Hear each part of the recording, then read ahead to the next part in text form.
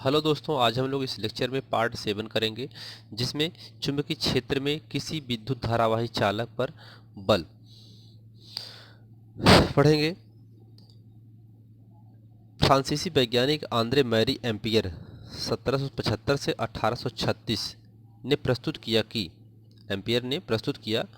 कि इनका पूरा नाम है आंद्रे मैरी एम्पियर, जो हम लोग केवल एम्पियर के नाम से जानते हैं। जो विद्युत धारा का मात्रक एम्पियर होता है, तो इन्हीं के सम्मान में वो एम्पियर विद्युत धारा का मात्रक रखा गया है। तो फ्रांसीसी वैज्ञानिक आंद्रे मैरी एम्पियर 1775 से 1836 ने प्रस्तुत किया कि चुंबक भी किसी विद्युत धारावाही चालक पर परिमाण में समान परंतु दिशा में विपरीत बल आरोपित करती है। चुंबक क्या करता है? किसी धारावाही चालक पर परिमाण में समान परंतु दिशा में विपरीत बल आरोपित करती है। चालक में विस्थापन उस समय अधिकतम होता है जब विद्युत धारा की दिशा चुंबकीय क्षेत्र की दिशा के लंबवत होती है। ठीक है, उस समय अधिक होता है। विद्युत धारा की दिशा बदलने पर बल की दिशा भी बदल जाती है। अगर विद्युत धारा की दिशा बदलेगी तो बल की दिशा भी क्या हो जाएगी? बदल जाएगी। ठीक है, तो इसके फिगर में समझते हैं। यहाँ पे ये फिगर है इसका। ठीक है, अब यहाँ पर ये फिगर देखिए, इसमें समझते हैं क्रियाकलाप दिया हुआ है। एल्युमिनियम की एक छोटी छड़ लगभग 5 सेंटीमीटर लंबी लीजिए। यह एल्युमिनियम की छड़ है और कितनी लंबी है? 5 सेंटीमीटर है। जो इस चित्र में दर्शाए के अनुसार इस छड़ को दो संयोजक तारों द्वारा किसी स्टैंड से क्षैतिजतः लटकाइए। तो दो तार के द्वारा इसको क्या करते हैं? लटका दिया जाता है। ठीक है, एक प्रबल नाल चुंबक इस प्रकार से व्यवस्थित कीजिए कि छड़ नाल चुंबक के दो ध्रुव के बीच में हो। तो ये कह रहा है कि जो यह ए बी आपका ये संयोजन तार है जो स्टैंड से लटकाया गया है, ये इसके बीच में हो। ठीक है, ऐसा करने के लिए नाल चुंबक का उत्तर ध्रुव एल्युमिनियम की छड़ के ऊर्ध्वाधर नीचे तथा दक्षिण ध्रुव ऊर्ध्वाधर ऊपर रखते हैं। तो ये वाला ध्रुव दक्षिण ध्रुव ऊपर इसके, और इसके नॉर्थ जो उत्तरी ध्रुव उसको नीचे रखते हैं। ठीक है, एल्युमिनियम की छड़ को एक बैटरी, एक कुंजी तथा एक धारा नियंत्रक के साथ श्रेणी क्रम में संयोजित कर देते हैं। तो ये कुंजी है और ये आपका बैटरी है, और ये तार के साथ इसको क्या करते हैं? संयोजित करते जोड़ देते हैं। तो एल्युमिनियम छड़ के सिरे बी से ए की ओर विद्युत धारा प्रवाहित होती है। तो इसमें क्या करती है धारा? इधर से देखिए, बी से ऐसे प्रवाहित होती है, बी से ए की ओर प्रवाहित होती है, ऐसे चलती है धारा इसमें। ठीक, जब जोड़ देते हैं तो आप क्या देखते हैं? हम यह देखते हैं कि विद्युत धारा प्रवाहित होते ही छड़ बाईं दिशा में विस्थापित हो जाता है। तो ये छड़ क्या करता है? बाईं दिशा में विस्थापित हो जाता है।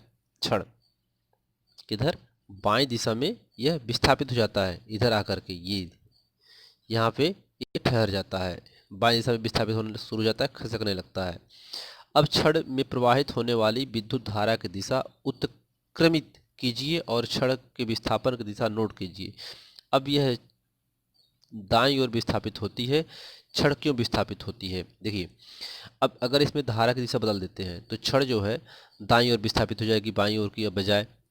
ठीक, तो यह जो है दाएं से बाएं विस्थापित हो जाएगी। अगर धारा बी से ए चलती है तो यह बाएं विस्थापित होती है, और अगर ए से बी चलेगी तो यह दाएं विस्थापित होगी। तो यानी धारा की दिशा बदलने से चुंबकीय क्षेत्र की दिशा बदल जाती है।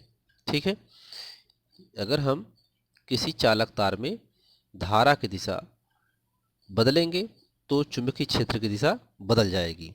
ठीक है, तो इस चुंबकीय क्षेत्र में किसी विद्युत धारावाही चालक पर बल का अनुभव जो होगा वो बल भी बदल जाएगा। ठीक है, इसके बाद है फ्लेमिंग का बायां हाथ का नियम। यदि बाएं हाथ के अंगूठे तथा उसके पास वाली दोनों अंगुलियों को एक दूसरे के लंबवत इस प्रकार फैलाएं कि तर्जनी चुंबकीय क्षेत्र, मध्यमा चालक में प्रवाहित धारा तथा अंगूठा चालक की गति को प्रदर्शित करे, ये फ्लेमिंग के बाएं हाथ का नियम कहलाता है। फिगर बुक से देख लेते हैं। यहाँ पर देखिए, ये आपके फ्लेमिंग के बाएं हाथ का नियम है। तो इनका फ्लेमिंग, ये अंगूठा है आपका जो बल को दिखाता है, ठीक है। ये चुंबकीय क्षेत्र को दिखाता है और ये विद्युत धारा को दिखाता है, ठीक है। तो एक तीनों एक दूसरे के लंबवत होते हैं, 90 डिग्री पर होते हैं। तो इसमें जो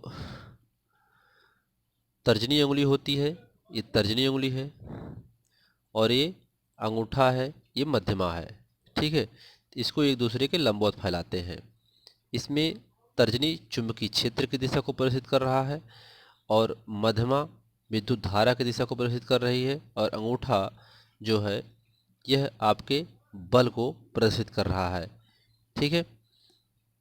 तो ये जो अंगूठा की चालक की गति की दिशा होती है, ये जो चालक पर आरोपित बल की दिशा की ओर संकेत करता है। जो चालक पर बल होता है, किसी चालक तार में जब हम धारा को प्रवाहित करते हैं तो उसे ये बल को दिखा रहा है कि बल की दिशा इस अंगूठे की दिशा में होती है, ठीक है।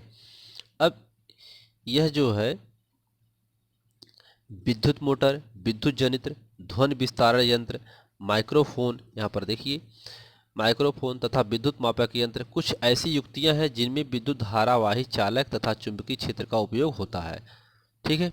तो आगे हम लोग अनुभागों में हम विद्युत मोटर तथा विद्युत जनित्रों के विषय में अध्ययन करेंगे, पढ़ेंगे। तो फ्लेमिंग के बाएं हाथ का नियम में ये आपको जान लेना है, यानी जो विद्युत धारा होती है वह एक दूसरे के लंबवत होती है, यानी चुंबकीय क्षेत्र की दिशा और विद्युत धारा की दिशा परस्पर क्या होती है, लंबवत होती है। देखिए चुंबकीय क्षेत्र की दिशा, विद्युत धारा की दिशा एक दूसरे के लंबवत, यहाँ 90 डिग्री है, ठीक है, एक दूसरे के लंबवत होती है। अंगूठा भी, यह भी लंबवत होता है, अर्थात तीनों एक दूसरे के लंबवत होते हैं। इनके लंबवत होते हैं। अंगूठा बल को दिखाता है, चुंबकीय बल को, यह चुंबकीय क्षेत्र को, तर्जनी और मध्यमिका विद्युत धारा को दिखाती है। तो ये सिद्धांत पर हमारे मोटर, जनित्र मोटर, विद्युत जनित्र मोटर जो होते हैं, माइक्रोफोन या विद्युत मापक यंत्र जो होते हैं, कुछ युक्तियाँ जैसे एम्पियर वगैरह जो मापने के वोल्टमीटर वगैरह होते हैं, सब ये सब भी इसी सिद्धांत पर कार्य करते हैं, फ्लेमिंग के वाम हस्त के नियम के अनुसार, ठीक है। तो इस लेक्चर में इतना ही। आगे हम लोग पढ़ेंगे विद्युत मोटर। धन्यवाद।